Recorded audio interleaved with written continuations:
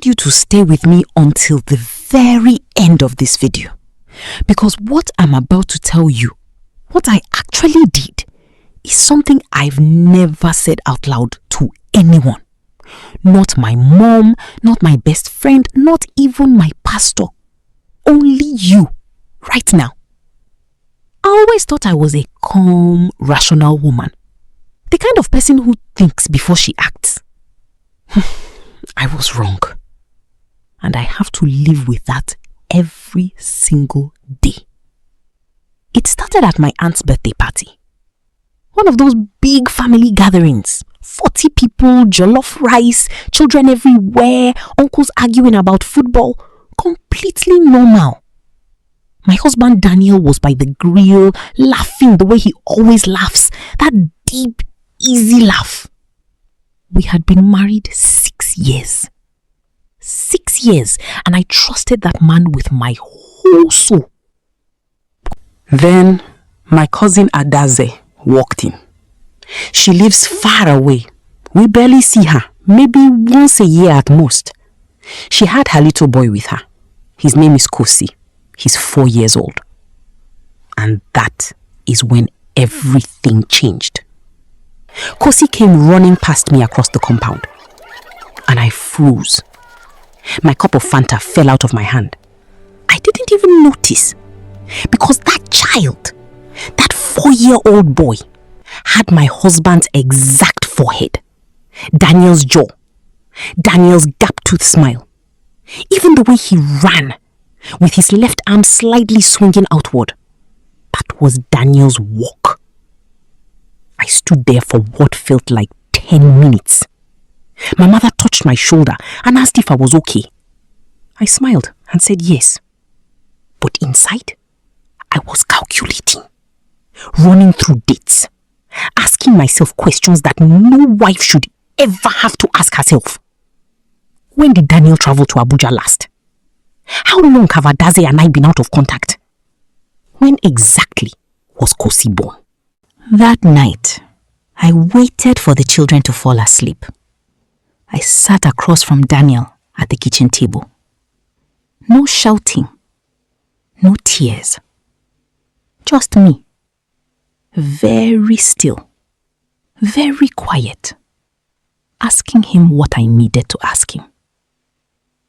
I said, Daniel, Adiji's son, have you ever been with her? He looked at me like I had lost my mind. He said, what kind of question is that? What's wrong with you? I said, look me in my eyes and answer the question. He denied it. He called me jealous. He said I had been watching too many Nollywood movies. And then he laughed. That laugh, that is what cracked something inside me. Because in my mind, in that moment, innocent men don't laugh like that. Do they? 3 days later, I went to Adeji's house. I told her I was coming to drop off a gift for the baby. A small toy car. I played with Kosi on the floor for 20 minutes. I laughed with him. He laughed with me. And then, when Adeze went to the kitchen to get me water, I took the toy car back from his little hands. I put it in my bag. I told him I forgot something inside it. He cried a little. I had swabbed the inside of that toy, the part he always put in his mouth. I had collected his saliva. I sent it to a lab, alongside a strand of hair from Daniel's comb. The result will take 12 days to be ready. Those 12 days were the longest days of my life. I couldn't sleep. I couldn't eat. I would lie next to Daniel at night, staring at the ceiling, watching him breathe peacefully and think, how dare you sleep like that? I started going through his phone. Not once, every night. I memorized his call log. I created a fake Instagram account just to see who was liking his posts. I drove past Adese's house twice just to look at it. I don't even know what I was looking for. By day 5, I had convinced myself completely. I had built an entire courtroom inside my head, and Daniel had already been found guilty. I stopped cooking his food. When he asked why, I said I was tired. When he tried to touch me at night, I moved to the edge of the bed and said I had a headache. He bought me flowers on day 7. I threw them in the bin the moment he left for work. But it didn't stop there. I called Adase. Casually, like I was just checking in. I asked her how Kosi was doing. She said he was fine, running around as usual, full of energy. She laughed. I laughed back. And while she was laughing, I was listening.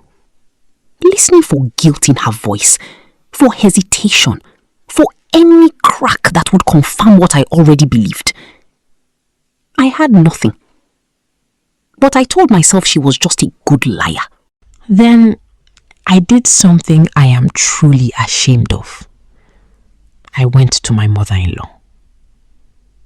I didn't accuse anyone directly. I was too clever for that. I simply started asking questions. Did Daniel ever mention Adase? Did he ever visit that side of the family alone? Did she notice anything strange about him in the past few years? My mother-in-law looked at me with narrow eyes and said, Nguzi, what is going on? I said, nothing, Mama. Just asking. She called Daniel that same evening. He came home and stood in the doorway of our bedroom and looked at me like he didn't recognize me. He said, what did you say to my mother? I said, nothing. He said, she's asking me if I have been cheating on you. Where is this coming from? I said, I don't know what she's talking about. I looked my husband in the face and I lied. Smoothly, without blinking. That was day 9. By day 11, Adese had heard whispers. Because in this family, nothing stays private. Someone had talked. Maybe my mother-in-law mentioned it to someone. Maybe that someone mentioned it to someone else. All I know is that Adese called me. And her voice was different this time. Not warm, not laughing. She said, Ngozi, I'm hearing things. Things about me and your husband. Please tell me this is not coming from you. I froze. My mouth went dry.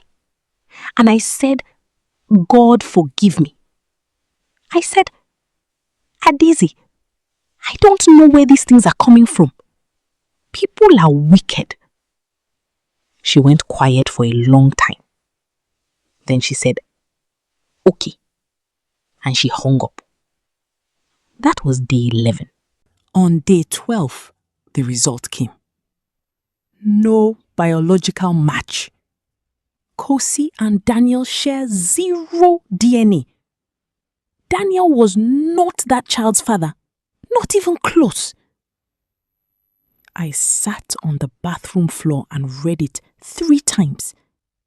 Then I sat there for 40 minutes doing nothing, just staring at the tiles. I had spent 12 days burning my own house down. I had poisoned my husband's mind, my mother-in-law's trust, and my cousin's heart based on nothing. Based on a jawline, based on a gap-toothed smile, based on the way a 4-year-old boy swung his left arm when he ran. I had gone to war against people who loved me. And I had done it all in silence, so that if I was wrong, no one would ever know. But I would know. Adeze and I haven't spoken properly since that phone call. She is cordial at family events. She smiles. But something between us closed that day and never reopened. She doesn't know the full truth of what I did. But women always feel when something has shifted, even when they can't name it. Daniel never found out. He thinks I went through a difficult period. He bought me more flowers. He booked us a weekend away. He held my hand in church and thanked God for his wife.